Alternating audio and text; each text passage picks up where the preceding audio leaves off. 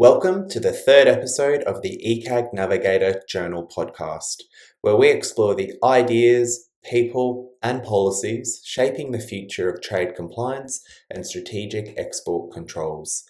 In this episode, I'm joined by Kevin Shakespeare, Director of Strategic Projects and International Development at the Chartered Institute of Export and International Trade, a UK-based institute that exists to empower organisations and individuals to trade compliantly, sustainably, and commercially. Kevin recently authored an article for the ECAG Navigator Journal titled Professional Competencies in Export Controls, outlining the Institute's new initiative to professionalise the export controls industry. In our conversation, we discussed how this framework recognises practitioners at every level, from introductory to authoritative, and why defining professional competencies is so important for building trust, capability, and ethical expertise in this complex global field. Let's begin. Well, Kevin, thanks so much for joining us. I really appreciate it. Could you tell us a little bit about yourself? How did you come to be in the world of export controls? So, first of all, good day, and it's an absolute pleasure to be involved with this fantastic initiative. So, my name is Kevin Shakespeare. I'm a Director of Professional Practices at the Chartered Institute of Export and International Trade, which is a UK-based charity that does a lot of work in the area of export, import, customs, logistics, and trade. I guess from my side, it might sort of sound as a straight story, but I always wanted to be involved in the world of exports. And from being very young, I was quite attracted to the concept of doing business with overseas countries, obviously being lucky enough to visit overseas countries during my career. And I guess what sort of strikes me is that increasingly we live in a world of compliance, and we have so many risks in the context of trade that can happen in the world we live today. Clearly, the advancement of technology can be used obviously as a force for good, but obviously potentially a force for negative as well. So certainly export controls has evolved a lot as we've become a more compliant global area, and obviously the different actors involved in the international trade stage. So clearly currently the likes of the impacts such as the Russia-Ukraine war, some of the impacts of the Gaza conflict all have an impact in sort of export controls. But I think most of all for myself, I'm very keen that we professionalise the industry and we have good practice in the industry. Kevin, the Institute has announced an initiative to professionalise the export controls industry. What prompted this move and why now? Yeah, so again, I think there's a couple of areas which sort of prompted this initiative. One was clearly one of the main founding aims of the Chartered Institute going back many years was around professionalising the sector and everything to do with export. Let's say in this example. We are a regulated qualification provider, so we are regulated to deliver professional qualifications, and it was really aligning those two areas. One, needing to professionalise, and B, being a regulated professional qualification provider. So we launched qualifications initially at introductory and intermediate level around export controls, and we do feel we're sort of slightly unique because of that qualification angle. Some universities may have degrees which touch on it, but they only touch on it as opposed to covering the whole topic. This qualification covers the whole topic in the context of export controls and sanctions. We are actually committed to best practice. We don't want businesses to fail or to have fines or come into disrepute through not being able to understand regulations. So doing things innocently can also cause difficulties, and it's not just people and businesses deliberately trying to mislead. It can be done innocently. So we're very keen that this professionalisation takes place in the industry for all types of businesses, and that's small businesses, medium-sized businesses, as well as large businesses, and also government officials as well. That's great. Thanks so much. So in terms of the competency framework, you've got the 4 levels: introductory, intermediate, advanced, and authoritative. How were these levels determined, and what differentiates them in practice? Yeah, so what we did is we're very keen that anything we design, that we co-design with industry as much as possible. So we work with some trade associations, some businesses, large businesses, but also small business groups as well, to really determine what competencies were needed in the world of export controls and sanctions. But also in the context of trying to define a level as well.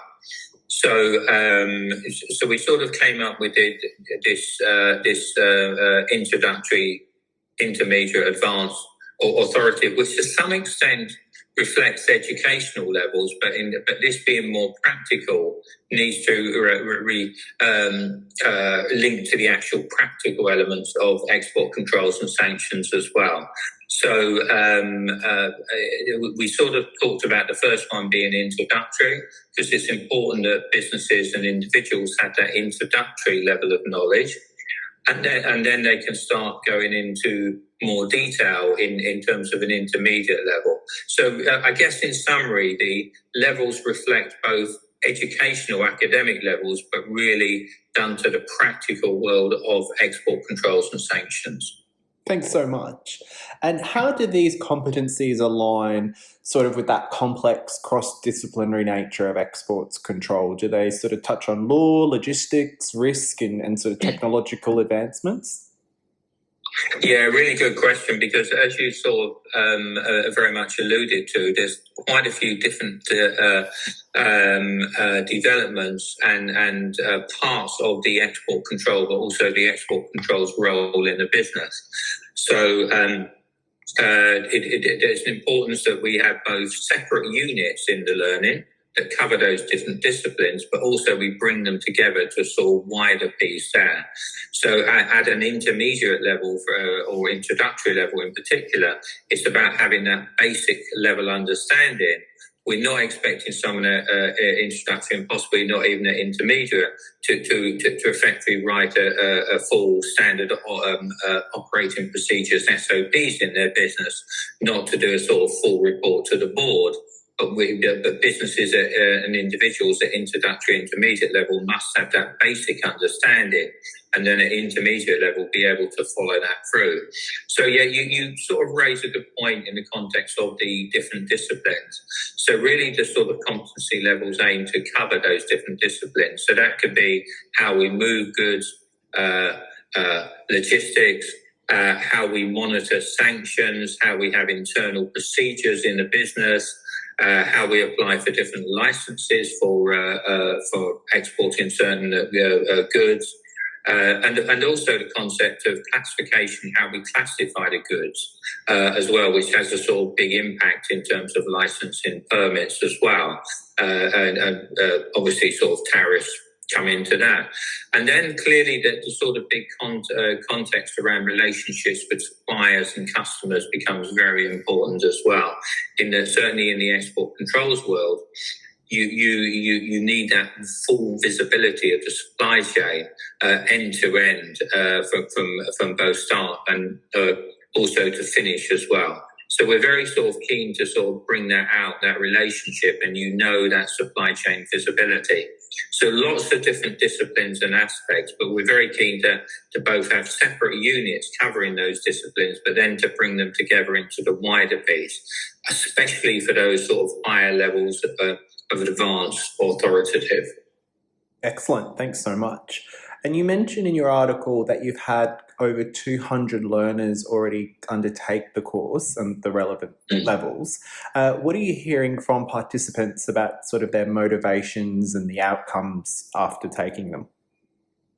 Yeah, I think sometimes when you, I guess in business and in exports and export controls, it's a case of you don't know what you don't know. So that sort of sense of risk is there. We hear a lot globally about the aerospace defense technology being used for both good but also for not so good purposes.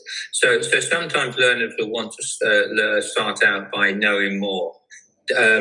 We always take the view that businesses and learners want to be compliant. Sometimes they just don't know how to be compliant. So it's important that they sort of understand that the requirements in some of those disciplines that I referred to earlier. But certainly in terms of feedback, I think perhaps more at the sort of introductory and intermediate level, which we focused on initially, it is a real understanding that a business must have procedures in place and businesses have risks as well. So certainly some of the feedback is, I've really got a better understanding of where the risks are now and potentially what I need to do for my business. And also things like license applications as well. I've got a better understanding of what I need to put in a license application, where I need to be more transparent to the authorities, to save them having to come back to me and having unnecessary delays. So that really dawning realization in the case of some individuals and businesses that, hey, we have to do something here. We want to be compliant. And also I take the view sometimes that compliance is important because it can build you competitive advantage. If you can get license applications approved quickly, you can start to fulfill export contracts quickly. And if you get it right first time, you will hopefully get repeat business as well. Yeah, absolutely. And just on that, in terms of that competitiveness, whether it's SMEs or multinationals, how can they integrate these learning pathways into their compliance culture? Is it potentially they could run their own internal programs? Yeah, good question. Because in some countries in the world, there is a requirement for a business to evidence internal compliance programs, ICP. It's not mandatory in every country, but it is most certainly, even if it's not mandatory, it is essential and good practice. So it sort of allows learners and businesses to start, as you said, to integrate into the business, whether that's through standard operating procedures, whether that's in terms and conditions of how they deal with suppliers, with customers, whether that's more due diligence on suppliers and customers. It allows them to sort of build in those processes, both the internal process of business, but also the external processes, as I've indicated, how you deal with suppliers and customers. So again, the operating procedures need to look at things like terms and conditions of trade, due diligence, how you're classifying goods. So what evidence are you maintaining that you've classified those goods correctly? What undertakings do you have that the goods are going to the intended user for the final use and not ending up somewhere else?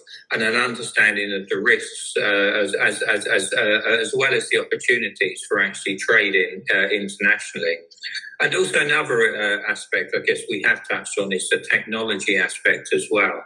But also services, even providing consultancy services can be used in, I guess, for information, but can be used in both a positive and a negative way.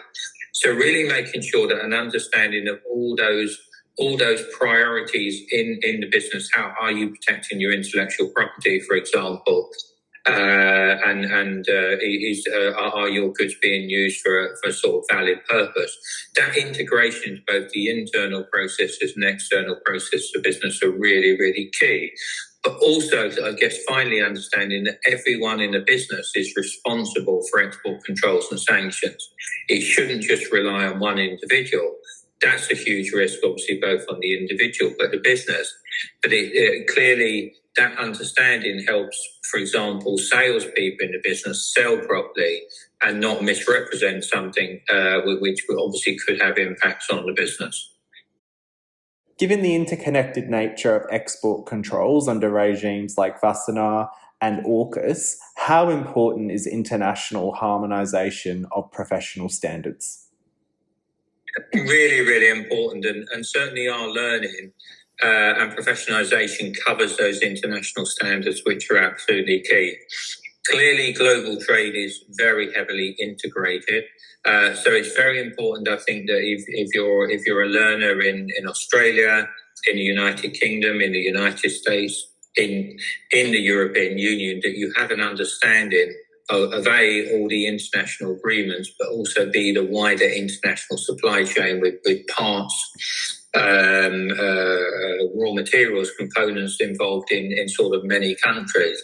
So we would very much recommend that harmonisation of professional standards, and obviously absolutely delighted to be working with fine colleagues in Australia, obviously to promote the likes of AUKUS, but also promote that whole professionalism in export controls as well. So yeah, I think what we've tried to do here is to cover the whole remit of export controls, but also to do it from an international perspective, both in terms of the different standards, the agreements, but the wider supply chain. And we very much look to try and harmonise it, which is why to some extent we've linked it to education academic standards as well, which are perhaps there is more sort of conformity globally in terms of the educational level for someone who's new to something, someone who has some experience, and then someone who's sort of very experienced, which we'd probably link more to a sort of degree, higher level degree. But that harmonisation of professional standards is absolutely sort of fundamental at a global level. And again, we in the learning, we take deeper dives, maybe more advanced level and certainly authoritative level into the likes of AUKUS, obviously some of the US regulations around ITAR, for example. And I guess from a practitioner's point of view, how might professional competencies like your own enhance credibility and career progression in what has traditionally been a very technical and behind-the-scenes field? Yeah, really good question. I think certainly what we've seen in the United Kingdom, also globally, is a stronger appreciation of the complexities of exporting. And it's no longer perhaps someone who's just, if you like, stuck in the back of an office that nobody talks to, who sort of gets on with things. There's a real recognition there's issues, and those issues are really issues or challenges that should be really in a business understood at board level as well. So do I understand my supply chain? Do I understand the risks and the penalties of getting things wrong? Those are really board level decisions that can have a big impact on a business. So consequently for the individual, there are strong career opportunities from having that knowledge, but having the practical knowledge, I say, not just the academic knowledge. How often do we see circumstances where you go for a job interview or you have a job description and it says we want someone with practical experience of doing something, and quite often if you're a degree student, you think, well, how can I gain that practical experience? I don't have a job. So what we're obviously trying to do is give that practical experience. But then once you're in a job, it's very much about how do you use it to benefit yourself and your company. And clearly there's benefits to the company, as we said, of having professionally trained people as well. That reflects well on the company, not just in terms of being compliant, but winning contracts as well and being seen to be compliant. So we're sort of very keen to give individuals the opportunity to grow, both in terms of their knowledge, but also their practical application as well. And quite often our assessments will try and link it to give the learner the opportunity to link it to the business and the practical implications of business. So it doesn't just become a theoretical exercise, it becomes a practical exercise, which can also be used by the business. It could be a project that the business wants to look into. And I guess another benefit and a sort of final key element to mention is that is as part of learning, you also become a member of the Chartered Institute. You can keep up to date with developments. So it's not just static learning. And that's really important, I guess, in the context of recognition of CPD, continuous professional development. So the importance there of even once you finish your learning, that you're keeping up to date with matters, you're receiving updates of key elements, because as we know, the world changes so much.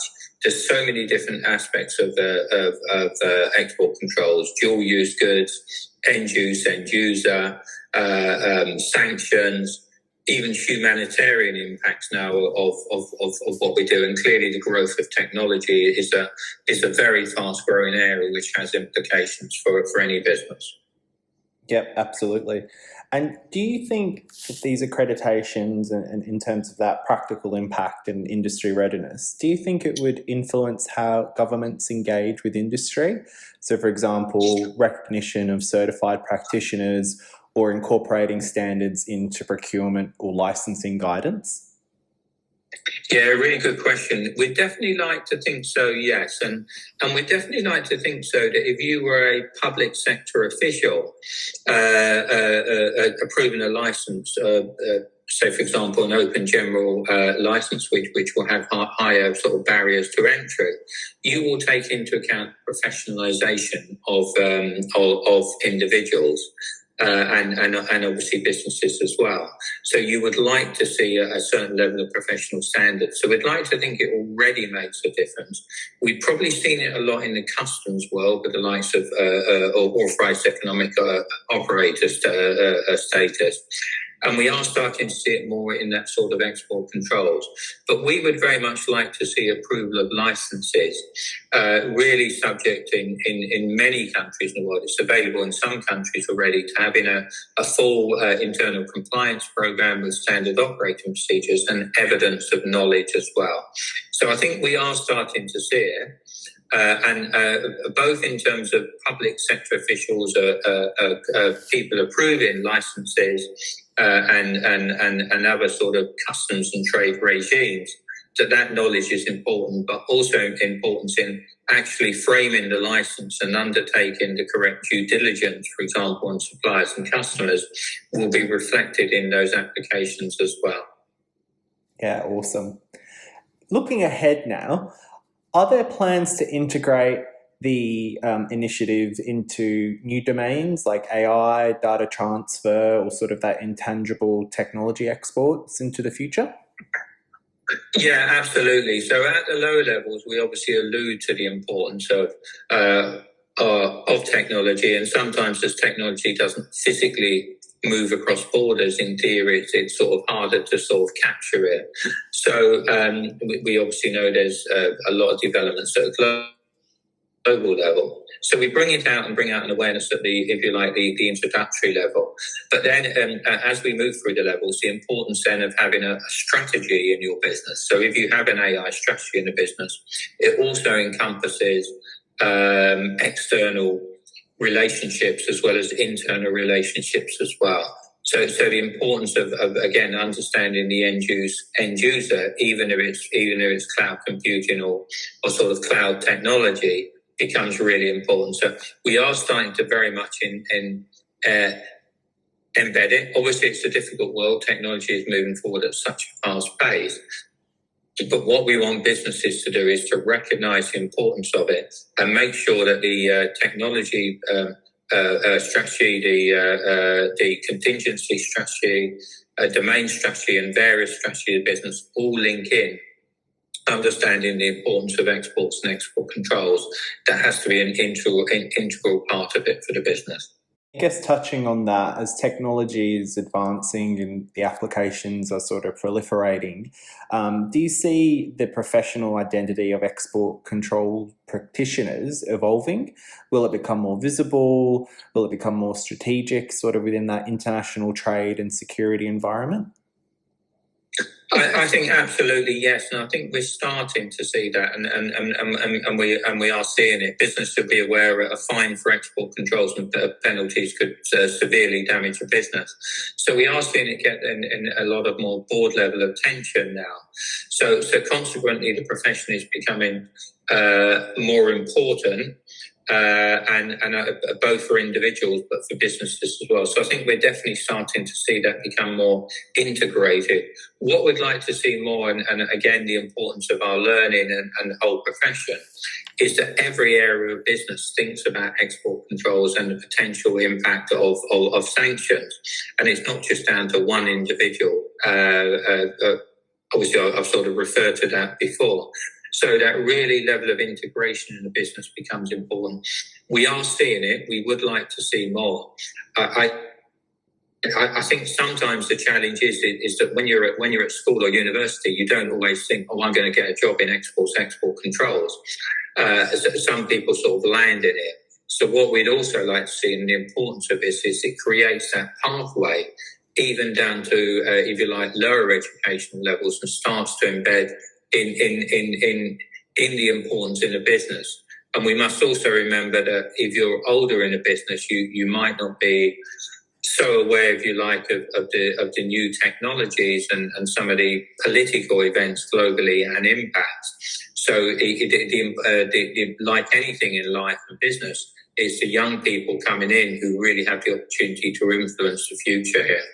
If you could give one piece of advice to someone just entering the export controls field today, what would it be? It would be to listen and learn, and then consume. So only by listening can you sort of understand the sort of wider aspects. So sit back and I guess don't think you're sort of coming in, if you've got a degree, for example, with all the knowledge, but be open. You will have certain skill sets, and you can use those skill sets to your advantage. If, for example, you speak foreign languages, that will help you. Use what you have in terms of your skills and your background. Listen, learn, and then consume. But I guess most of all, be open to sort of new ideas, new concepts, and don't be afraid of raising things in your company, because you once you've learned and listened, you can consume. And what we would say, I guess, is the world of learning has changed in recent years. So if you're coming in there with a sort of learning background and knowledge background, you're in quite a strong position. Maybe even more senior people in the organisation might not have those qualifications and that educational background. So use that background you've got, listen and learn, and really turn that to your advantage. That was Kevin Shakespeare, Director of Strategic Projects and International Development at the Chartered Institute of Export and International Trade, and author of the recent article for the journal Professional Competencies in Export Controls. Kevin's work underscores an essential truth. Compliance is no longer just a regulatory exercise, it's a profession built on continuous learning. The Institute's new competency framework marks an important step towards formalising that professionalism across international trade and export controls communities. You can read Kevin's full article and learn more about the Chartered Institute's qualifications at our website. Thanks for listening to the ECAG Navigator Journal podcast. I'm your host, Jack Newbould.